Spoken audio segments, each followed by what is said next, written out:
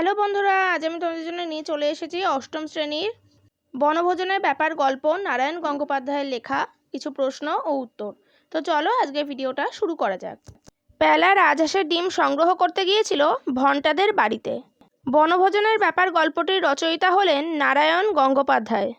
বনভোজনের ব্যাপার গল্পে কার কণ্ঠে পূর্ববঙ্গের ভাষা শোনা যায়? হাবুলের কণ্ঠে পূর্ববঙ্গের ভাষা শোনা যায়। জলপাই গাছের সন্ধান কে দিয়েছিল? উত্তর হবে হাবুল। ওই গাছটায় কীরকম জলপাই পাকছে? জলপাই আবিষ্কার করেছিল হাবুল। বনভোজন শেষ অবধি পরিণত হয় ফল ভোজনে। কোন চরিত্রের স্রষ্টা নারায়ণ গঙ্গোপাধ্যায়? টেনিদা চরিত্রের স্রষ্টা নারায়ণ গঙ্গোপাধ্যায়। হাঁসের ডিম দুপুরবেলা বের করে দেবে বলেছিল ভন্টা। প্রথম লিস্টে কত প্রকারের কাবাবের কথা ছিল? 2 রকমের কাবাবের কথা ছিল। আর দলপতি চলে যাওয়া মানেই আমরা একেবারে অনাথ। বক্তাদের দলপতি ছিল টেনিদা। হাবুলের দিদিমা কিসের আচার বানিয়েছিল? হাবুলের দিদিমা আমের আচার বানিয়ে দিয়েছিল। এবার আমাকে কিছু বলতে হয় বক্তাকে। এবার আমাকে কিছু বলতে হয় বক্তা হলো প্যালা। নারায়ণ গঙ্গোপাধ্যায় বাংলা সাহিত্যের কোন বিখ্যাত চরিত্রের সৃষ্টিকর্তা? নারায়ণ গঙ্গোপাধ্যায় বাংলা সাহিত্যের বিখ্যাত টেনিদা চরিত্রের সৃষ্টিকর্তা। তার লেখা দুটি উপন্যাসের নাম লেখো। তার লেখা দুটি বিখ্যাত উপন্যাস হলো শিলালিপি আর লালমাটি। রাজহাঁসের ডিম আনার দায়িত্ব কে নিয়েছিল? রাজহাঁসের ডিম আনার দায়িত্ব নিয়েছিল প্যালা। বনভোজনে বেশিরভাগ সামগ্রী কারা সাবার করেছিল? বনভোজনের বেশিরভাগ সামগ্রী বাঁদরের দল সাবার করেছিল। কোন খাবারের কারণে বনভোজন ফলভোজনে পরিণত হলো? বনভোজনের বেশিরভাগ জিনিস কাদায় পড়ে আর বাঁদর খেয়ে নষ্ট হয়েছিল, তাই শেষ অবধি বনভোজন ফলভোজনে পরিণত হয়েছিল। বনভোজনের জন্য টেনিদা কত চাঁদা দিয়েছিল? বনভোজনের জন্য টেনিদা 6 আনা চাঁদা দিয়েছিল। বনভোজনের উদ্যোগ কাদের মধ্যে দেখা গিয়েছিল? বনভোজনের উদ্যোগ টেনিদা, হাবুল, ক্যাবলা ও প্যালার মধ্যে দেখা গিয়েছিল। বনভোজনের জায়গা কোথায় ঠিক হয়েছিল? ক্যাবলার মামার বাগান বাড়িতে বনভোজনের জায়গা ঠিক হয়েছিল। বনভোজনের জায়গায় কিভাবে যাওয়া যাবে? শ্যামবাজার থেকে মার্টিনের রেলগাড়ি চেপে সেখান থেকে বাগুইআটির পরে আরও 4টে স্টেশন পার করে নেমে 1 মাইল হাঁটা পথে বনভোজনের জায়গায় যাওয়া যাবে। বনভোজনে টেনিদা কি রান্না করার দায়িত্ব নিয়েছিল? বনভোজনে টেনিদা খিচুড়ি রান্না করার দায়িত্ব নিয়েছিল।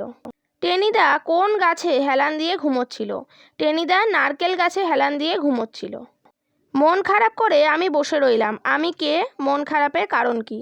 নারায়ণ গঙ্গোপাধ্যায় রচিত বনভোজনের ব্যাপার গল্পে আলোচ্য উক্তিটির বক্তা হলো প্যালা। রাজহাঁসের ডিম জোগাড় করতে গিয়ে রাজহাঁসের কামড়ে প্যালার রক্তপাত ঘটা সত্ত্বেও প্যালা মাদ্রাজি ডিম তার নিজের পয়সা খরচ করে কিনে এনেছিল। কিন্তু ক্ষিপ্ত টেনিদা রাজহাঁসের ডিম না পেয়ে প্যালার নামই তার প্রিয় খাবার ডিমের ডালনা থেকে কেটে দেয়। তাই বক্তা প্যালা মন খারাপ করে বসেছিল। মাছের কালিয়া নয়, মাছের হালুয়া, কিভাবে এমন ঘটনা ঘটল? নারায়ণ গঙ্গোপাধ্যায় রচিত বনভোজনের ব্যাপার গল্পে টেনিদা প্যালার কাঁধে মাছের কালিয়া বানানোর গুরুদায়িত্ব দিয়েছিল। কিন্তু আনকোড়া প্যালা জীবনে প্রথমবার রান্না করতে গিয়ে কড়াইতে তেল ঢেলে সেই ঠান্ডা তেলেই সব মাছ একেবারে দিয়ে দিয়েছিল। ফলত সমস্ত মাছ একসাথে জড়িয়ে তৈরি হলো মাছের হালুয়া। এই গল্পটিতে হাস্যরস সৃষ্টির জন্য ভাষার দিক থেকে লেখক নানা রকম কৌশল অবলম্বন করেছেন। কি কি কৌশল তুমি খেয়াল করেছো লেখো। বনভোজনের ব্যাপার গল্পে নারায়ণ গঙ্গোপাধ্যায় সুকৌশলে হাস্যরস সৃষ্টি করেছেন। চরিত্রগুলির কাজে কর্মে অসঙ্গতি ঘটিয়ে তিনি হাস্যরস সৃষ্টি করেছেন। আবার ভাষাগত বিভিন্নতার কারণে ও উপভাষার ব্যবহারে হাস্যরস তৈরি হয়েছে।